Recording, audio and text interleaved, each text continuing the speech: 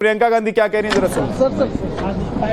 इस सरकार में कोई विश्वास नहीं कर सकता।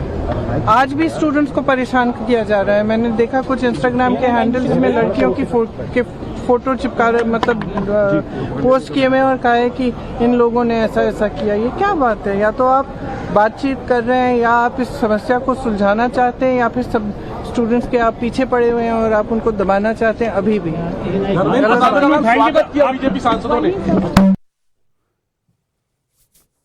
प्रियंका गांधी कह रही हैं कि कई वीडियोस उन्होंने सोशल मीडिया पर देखे हैं जिसमें अभी भी लोगों को परेशान किया।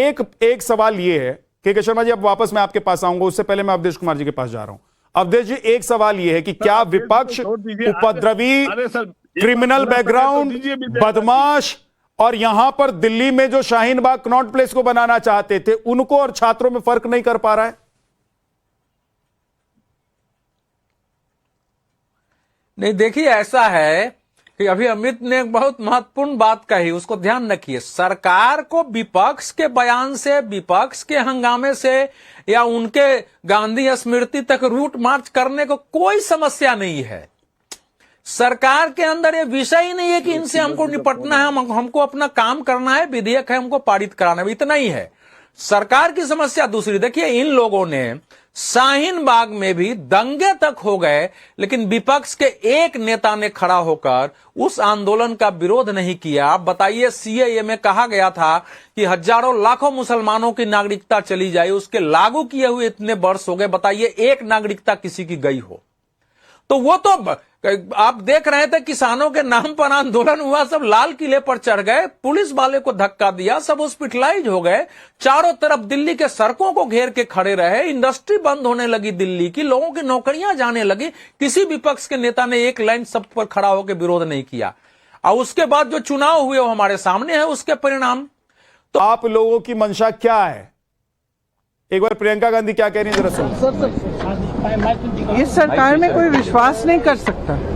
आज भी स्टूडेंट्स को परेशान किया जा रहा है। मैंने देखा कुछ इंस्टाग्राम के हैंडल्स में लड़कियों की फोटो चिपका रहे, मतलब पोस्ट किए में, और कहा है कि इन लोगों ने ऐसा ऐसा किया। ये क्या बात है? या तो आप बातचीत कर रहे हैं, या आप इस समस्या को सुलझाना चाहते हैं, या फिर सब स्टूडेंट्स के आप पीछे पड़े हुए हैं और आप उनको दबाना चाहते हैं। अभी भी स्वागत किया बीजेपी सांसदों ने। प्रियंका गांधी कह रही हैं कि कई वीडियोस उन्होंने सोशल मीडिया पर देखे हैं जिसमें अभी भी लोगों को परेशान किया। एक सवाल ये है कि शर्मा जी, अब वापस मैं आपके पास आऊंगा, उससे पहले मैं अवधेश कुमार जी के पास जा रहा हूं। अवधेश जी, एक सवाल ये है कि क्या विपक्ष उपद्रवी, क्रिमिनल बैकग्राउंड, बदमाश और यहां पर दिल्ली में जो शाहीन बाग कनॉट प्लेस को बनाना चाहते थे, उनको और छात्रों में फर्क नहीं कर पा रहा है?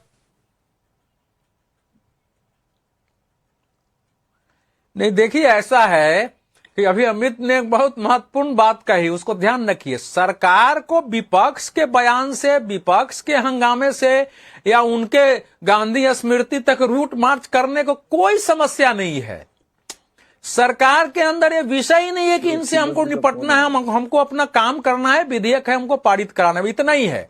सरकार की समस्या दूसरी। देखिए, इन लोगों ने शाहीन बाग में भी दंगे तक हो गए, लेकिन विपक्ष के एक नेता ने खड़ा होकर उस आंदोलन का विरोध नहीं किया। आप बताइए, सीएए में कहा गया था कि हजारों लाखों मुसलमानों की नागरिकता चली जाए, उसके लागू किए हुए इतने वर्ष हो गए, बताइए एक नागरिकता किसी की गई हो?